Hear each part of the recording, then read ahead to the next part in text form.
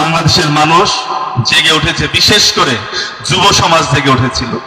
আমরা ব্যর্থ হয়েছিলাম রাজনৈতিক দলগুলো, ঠিক সেই সময় এসে মুগ্ধ হাল ধরেছে। সেই সময় এসে শহীদ আবু সাঈদ হাল ধরেছিল। ঠিক সেই সময় এসে রাজশাহীর শহীদ রায়হান এবং সাকিব আঞ্জুমদের রক্তের বিনিময়ে নতুন বাংলাদেশের দিকে আমরা ধাবিত হচ্ছি।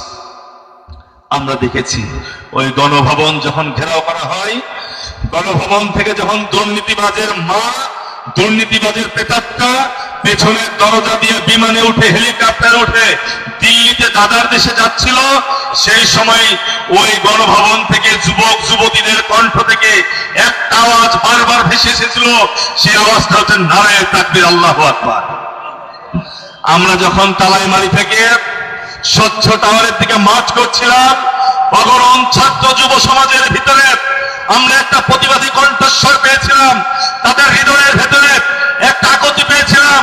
এই আকুতিটা হচ্ছে 17 বছর ধরে এই জমিনে আল্লাহর আওয়াজের বুলন্দ করতে পারেনি, নারায়ে তাকবীর স্লোগান দিতে পারেনি।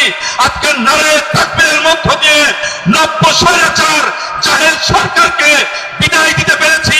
যুব সমাজের কণ্ঠ থেকে একটা আওয়াজই ভেসে আসছিল, সে আওয়াজটা হচ্ছে নারায়ে তাকবীর, আল্লাহু আকবার। সম্মানিত উপস্থিতি, আমরা লক্ষ্য করে দেখতে পাচ্ছি বাংলাদেশে একটা প্রজন্ম তৈরি হয়েছে। আমরা ভাবতাম মাঝে মাঝে পাবজি আর ফ্রি ফায়ার নামক এই গেমে আসক্তি হয়ে আমাদের যুব সমাজ নষ্ট হয়ে যাচ্ছে, কিন্তু গভীর রজনীতে মাঝে মাঝে কখনো কখনো আমাদের মুফাসসিরদের, আমাদের আলেম ওলামাদের, আমাদের পণ্ডিত ব্যক্তিদের ওয়াজ নসিহতের মধ্য দিয়ে তাদের মস্তিষ্কের মধ্যে ইসলামের স্পিরিট লালন করেছিল। এই ব্যাপারে আমাদের ধারণা কম ছিল, এই ব্যাপারে আমরা ওয়াকিবহাল ছিলাম না। 5ই অগাস্টের মধ্য দিয়ে ফায়সালা হয়ে গেছে কে রাজাকার, কে মুক্তিযোদ্ধা, কে দেশপ্রেমিক, কারা রাজাকার। 5 তারিখের মধ্যে তা ফায়সালা হয়ে গেছে। নতুন করে বাংলাদেশ গড়ার জায়গায় ঐক্যবদ্ধ হওয়ার পরিবর্তে আমরা লক্ষ্য করে দেখতে পাচ্ছি একটা শ্রেণীর ভেতরে প্রবল হিংসা লক্ষ্য করা যাচ্ছে। আমরা যদি বলি আজকে এই জায়গাটাতে নারায়ে তাকবীর স্লোগানের পরিবর্তে জয় বাংলা স্লোগান হলে আপনারা মজা পাইতেন কিনা? অবশ্যই মজা পাইতেন না। কিন্তু আমাদের কানে আওয়াজ আসে নারায়ে তাকবীর, জামাত ইসলামী প্রোগ্রাম করছে, কোরআন সুন্নাহর কথা বলছে। এই কথা শোনার পরে এখনো এই দেশে একটা শ্রেণীর নাকি কলিজা জ্বালাপোড়া করে, যারা দাবি করে 5 তারিখে ওদেরকে বিদায় করার ক্ষেত্রে আমরাও ভূমিকা রেখেছি। আফসোস, আমরা ঘৃণা প্রকাশ করি তাদের জন্য, দুঃখ লাগে তাদের জন্য, যারা এই দেশে নতুন বাংলাদেশ গড়ার জায়গায় ঐক্যবদ্ধ হয়ে সকল রাজনৈতিক দলকে সাথে নিয়ে ঐক্যের প্রতিষ্ঠার পরিবর্তে জামাত ইসলামীকে কোণঠাসা করার জন্য ষড়যন্ত্র করছেন, কষ্ট পাচ্ছেন। আমরা মনে করছি, উপশহরের সাধারণ মানুষ মনে করছে, এই এলাকায় নতুন করে আওয়ামী লীগকে প্রতিষ্ঠা করার জন্য, সন্ত্রাসীদেরকে প্রতিষ্ঠা করার জন্য আপনারাই হয়তো ভেতর ভেতরে নতুন ধরনের ভঙ্গি এবং ফিকির করছেন। সুতরাং আমরা বলতে চাই, যুবকরা এখন পর্যন্ত ঐক্যবদ্ধ আছে। কোনোভাবে যদি ওই সন্ত্রাসীদেরকে আশ্রয় প্রশ্রয় দেওয়া হয়, কোনোভাবে যদি ওই সন্ত্রাসীদেরকে লালন করা হয়, অস্ত্রধারীদেরকে যদি নতুন ভাবে পৃষ্ঠপোষকতা করা হয়, মনে রাখবেন তালাইমারি এখন পর্যন্ত মুছে যায়নি, ইউনিভার্সিটির গেট এখন পর্যন্ত নষ্ট হয়ে যায়নি, 0 পয়েন্ট এখন পর্যন্ত শেষ হয়ে যায়নি। ওই যুব সমাজ নতুন করে আবার এক জায়গায় হবে, ঐক্যবদ্ধ হবে। যারা ষড়যন্ত্র করছেন আওয়ামী লীগের সন্ত্রাসীদেরকে ঐক্যবদ্ধ ভাবে এলাকায় প্রতিষ্ঠিত করার জন্য, তাদের বিরুদ্ধে যুব সমাজ আবার নতুন ভাবে রুখে দাঁড়াবে ইনশাআল্লাহ। আপনাদের বলবো, এই কথাও মনে রাখতে হবে, এলাকায় শান্তি, সম্প্রীতি এবং ভালো কাজের ক্ষেত্রে সকলকে স্পেস দেওয়া লাগবে।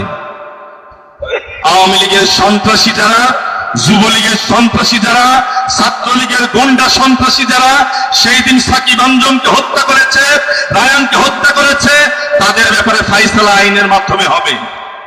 কিন্তু যারা সাধারণ মানুষ, সাধারণ লীগার, যারা নতুন করে পরিশুদ্ধ হয়ে দেশ গড়ার কাজে এগিয়ে আসতে চাচ্ছে, তাদের ব্যাপারে যদি নতুন করে ড্রাফট রেডি করে বাড়িতে বাড়িতে গিয়ে চাঁদাবাজির চেষ্টা করা হয়, আমরা কথা নিয়ে যাচ্ছি জামায়াত ইসলামের যুব বিভাগ আপনাদের প্রতিরোধ গড়ে তুলবে ইনশাআল্লাহ। সুতরাং এই ড্রাফট রেডি করে বাসায় বাসায় যে চাঁদাবাজি করার সংস্কৃতি বাংলাদেশে আমরা হতে দিব না। তার পরিচয় যাই হোক, সে যে এলাকার মানুষই হোক না কেন, 2 কাঠা জমি কিনে ওই জায়গাতে একটা বাড়ি নির্মাণের চেষ্টা করে। আপনি যে ওই জায়গাতে বলবেন স্বাধীনতা অর্জন করেছি আমরা, রড আমার দোকান থেকে কিনা লাগবে? এই স্বাধীনতা অর্জনের জন্য রায়হান জীবন দিয়েছে। সিমেন্টের দোকান আছে আমার, স্বাধীনতা যুদ্ধে আমি ভূমিকা রেখেছি, সিমেন্ট আমার দোকান থেকে কিনা লাগবে? সিমেন্ট আর কারো দোকান নাই। আমরা মনে করছি এই সংস্কৃতি 5 তারিখের মধ্য দিয়ে বিদায় হয়েছে। নতুন করে যদি কেউ আবার এই সংস্কৃতি প্রতিষ্ঠা করার চেষ্টা করেন, এই রাজশাহী মহানগরীতে যুব বিভাগ ঐক্যবদ্ধ হয়ে পদ্মা নদীর ওই পারে, চারকাঠার ওই পারে আপনাদের বিদায় দিবে ইনশাআল্লাহ। সুতরাং যুবক ভাইদের বলবো, মাথা ঠান্ডা রেখে মানুষকে সুযোগ দিতে হবে, শান্তি শৃঙ্খলা বজায় রাখার পক্ষে কাজ করতে হবে। আসেন একটা সুন্দর সুজলা সুফলা বাংলাদেশ গড়বার জন্য, কোরআন এবং সুন্নাহর ভিত্তিতে একটা বাংলাদেশ গড়বার জন্য আল্লাহ রসুলের আদর্শে নিজেকে শামিল করে আগামী দিনে বাংলাদেশের, বিশেষ করে রাজশাহীর যে কোনো সংকটে যুব সমাজ সাকিব আঞ্জুমের মধ্যে এগিয়ে আসবে, এই বলে আমি আমার কথা শেষ করছি। ওয়া মা তৌফিক ইল্লা বিল্লাহ। আসসালামু আলাইকুম রহমতুল্লাহি ওয়া বারাকাতুহু।